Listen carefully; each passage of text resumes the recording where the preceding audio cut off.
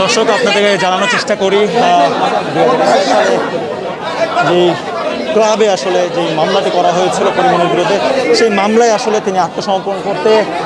রাজধানীর সিএমএম কোর্টে তিনি উপস্থিত হয়েছেন। এবং আমরা যদি একটু জানিয়ে রাখতে চাই যে আসলে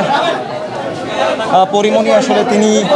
সিএমএম কোর্টে ওঠানো হচ্ছে তাকে, তিনি আসলে আত্মসমর্পণ করবেন এবং সেই আত্মসমর্পণের পরে আসলে তিনি কিন্তু তার আইনজীবীর মাধ্যমে তিনি জামিন চাইবেন এবং আদালত আসলে যেই সিদ্ধান্ত নেবে, হয় জামিন বা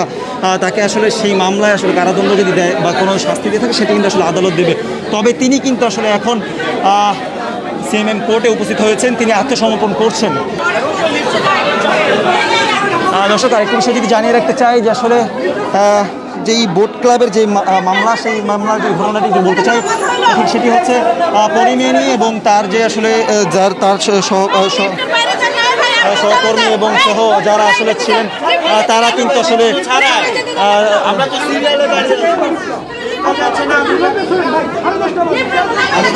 দর্শক আমরা যদি একটু জানিয়ে রাখতে চাই যে আসলে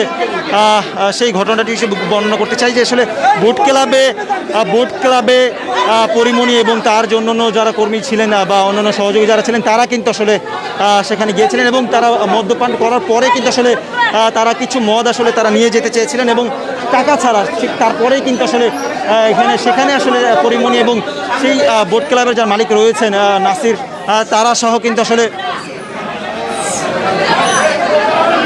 সেই নাসির সহ কিন্তু আসলে একটি দণ্ড বাঁধে এবং সেই দণ্ডের পরেই কিন্তু আসলে পরিমণির বিরুদ্ধে একটি মামলা দায়ের করা হয়। সেই মামলার পরেই কিন্তু আসলে পরিমণিও আসলে পাল্টা একটি মামলা করে। তার আইনজীবী যেমনটি জানিয়েছেন